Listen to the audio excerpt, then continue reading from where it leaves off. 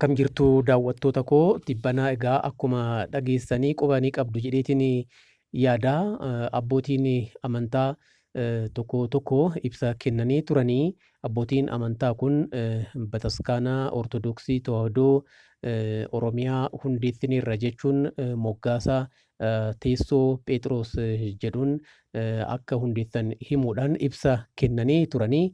Ibsa kana erga kennanii booda egaa wanti himamaa jiruu fi odeeffamaa jiru baay'eedha. Bataskaana Ortodoksii Tawaahidoo Itoophiyaarraa namni abbaa Hitsaan jedhamuudhaan beekaman miidiyaatti ba'uudhaan abbootii amantaa ibsa kennan kana balaaleffataniiru. Inumaatuu isin himannaa mana murtiitti uffata seera qabeessa bataskaanatti keenyaa uffattanii ibsa kennuu gonkumaa hin dandeessanii. Isin namoota seeraan alaati bosona keessa turtanii dhokottanii turtanii amma eessaa baatanii ibsa kana kennitanii jechuudhaan haala hin taaneen ibsa kennaniiru. Ibsi isaan kennan kunis egaa miidiyaawwan dhuunfaa irratti darbee qilleensarra ooleera. Keessumattuu televezyiinii Yeenyaa jedhamuun beekamu dhimma kana sirriitti keessummeessee qilleensarra oolcheera. Abbaa Hitsaan ibsa kan kennan afaan Amaaraatii fi afaan Oromootiin haalli ittiin dubbatan haalli gadi qicanii abbootii kana ittiin balaaleffatan baay'ee suukaneessaadha.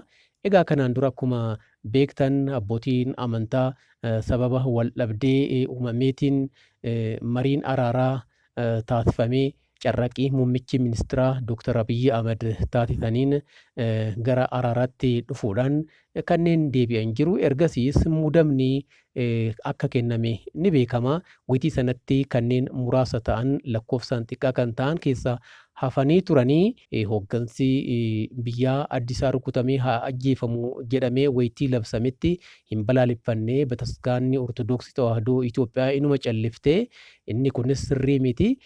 Kana malees ammoo saba Oromoo irratti arraba adda addaa roobsuudhaan duulli taasifamaa jiru sirrii miti. Kana duraan ni dhaabbanna jechuudhaan egaa ibsa isaanii kan kennanii. Kana malees ammoo waliigaltee taasifame irratti bu'uureeffachuudhaan waadaan seename hojiirra hin oolle jechuudhaan kan himanii. Hojiirra ooluu qaba amantaa jedhu jira. Egaa inni kuni bataskaanni Ortodoksii Itoophiyaa dhimma kana ilaalchisuudhaan hanga ammaatti wanti jette hin jiru.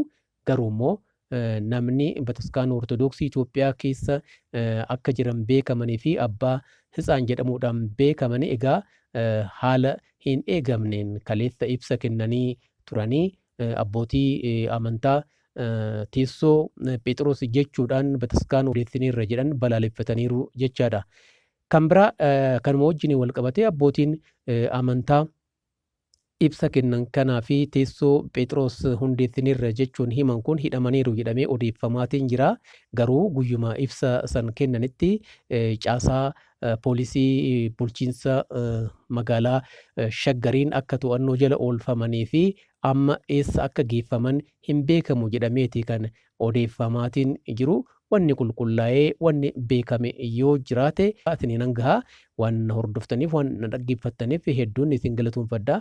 Odeeffannoon kun namoota biroo biras dhaqqabuu akka danda'uuf laayik sabskiraayib godhaan isiniin jedha. Nagaatti fayyaa ta'a.